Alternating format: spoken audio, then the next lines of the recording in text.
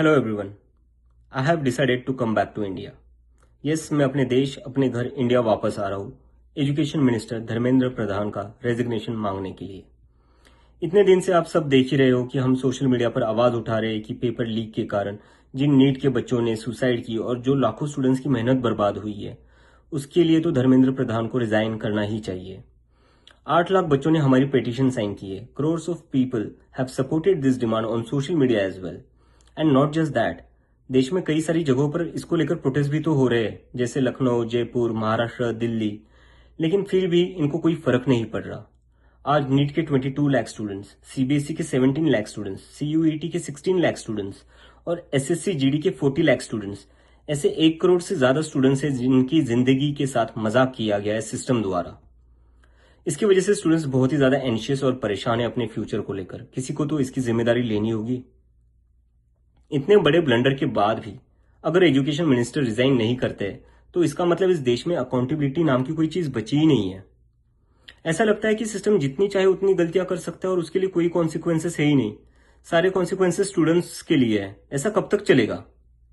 इसलिए अब वक्त आ चुका है, हम सबको साथ आना होगा और भारत के संविधान के रास्ते पर चलते हुए पीसफुली अपनी आवाज उठाकर धर्मेंद्र प्रधान के रेजिग्नेशन की डिमांड करनी होगी। अगर हम सब साथ मिलकर आवाज उठाएंगे तो जरूर इनको हमारी बात माननी होगी। मैंने डिसाइड किया है, मैं 6 जून सैटरडे सुबह दिल्ली आऊंगा। आप सब मुझे एयरपोर्ट पर मिलिए। हम सब मिलकर पार्लियामेंट स्ट्रीट पुलिस स्टेशन जाएंगे और वहां पर जंतर मंतर पर एक पीसफुल प्रोटेस्ट करने के लिए परमिशन मांगेंगे।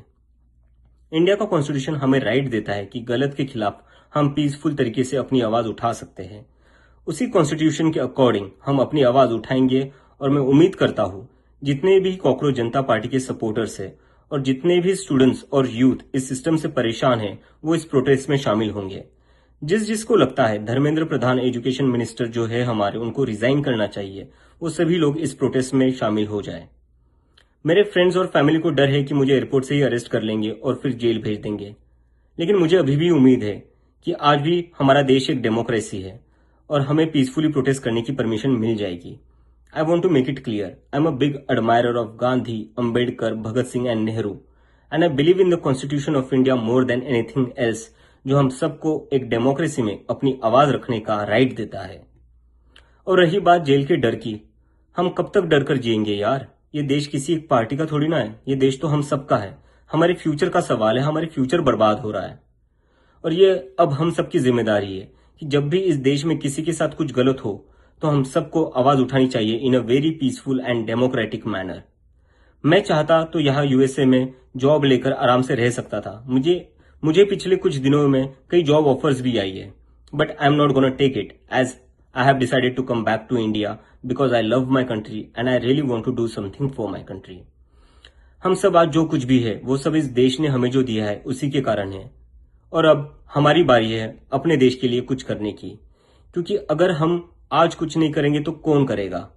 कब तक हम वेट करेंगे कोई और आएगा, आवाज उठाएगा और हमें बचाएगा?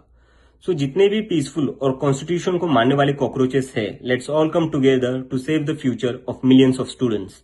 Thank you.